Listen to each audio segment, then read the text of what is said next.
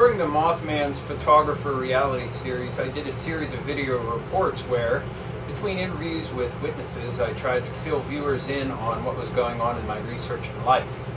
Clues regarding shadowy agencies and societies were cropping up at a rapid pace.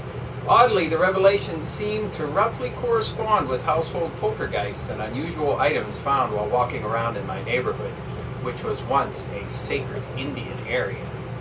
There seemed to be an unbelievable confluence of inner and outer events.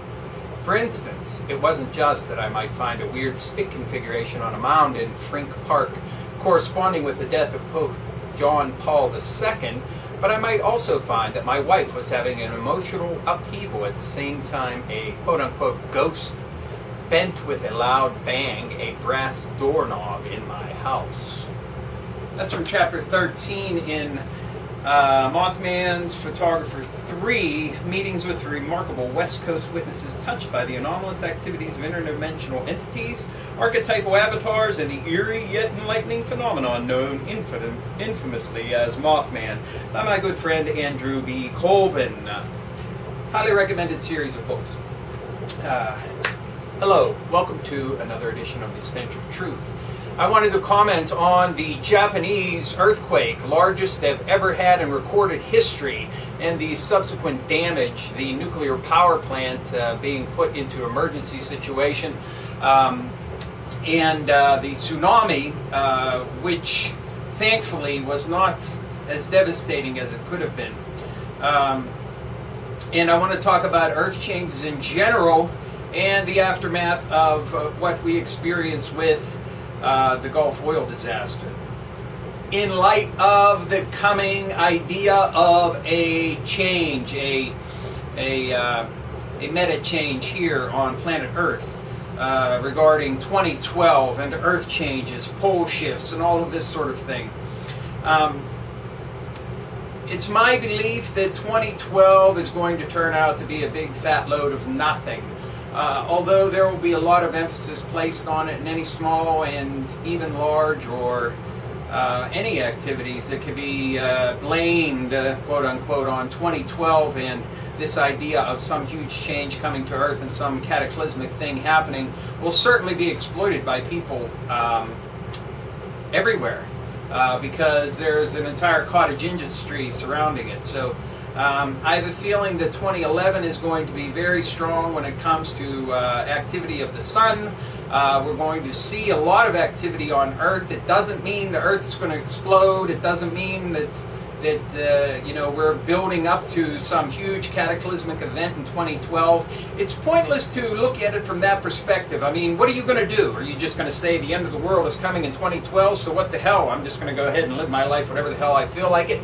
Well, personally, I think you should be living your life whatever the hell you feel like it anyway, because you don't know whether you're going to fucking die tomorrow anyhow, okay? But the point of the matter is, don't be ruled by this idea that the end of all you know is going to come around. And I know there are some people that actually believe this. Now, on the other hand, I do believe that there is some kind of something coming. I don't know what it is. It could just be a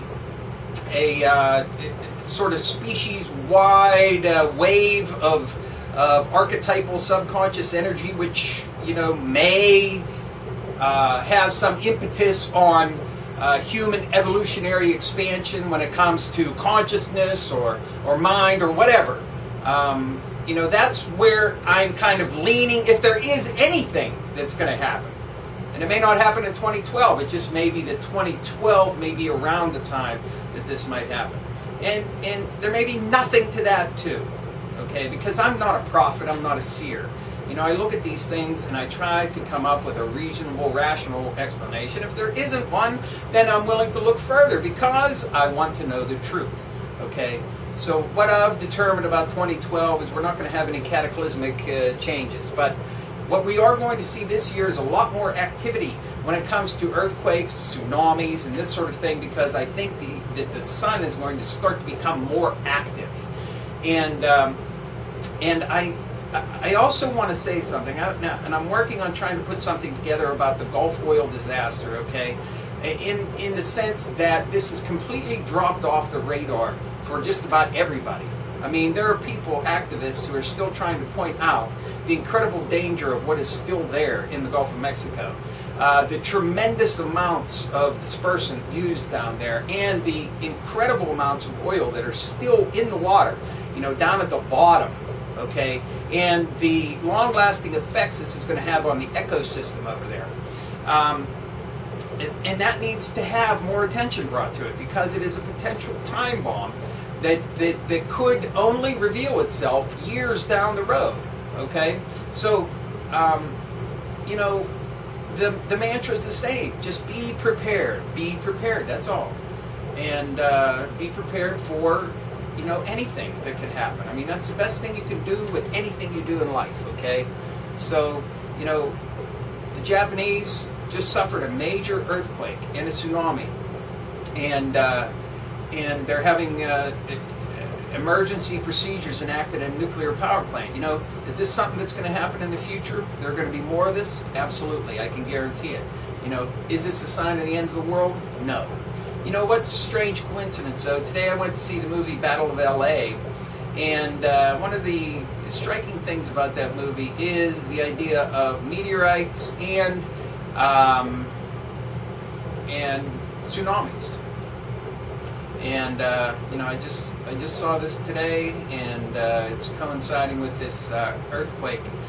It doesn't necessarily mean anything, just a strange synchronicity or a coincidence that I happen to notice. But anyway, just my thoughts on that subject. Okay, a little bit different, something for you to think about. Thank you. Good day.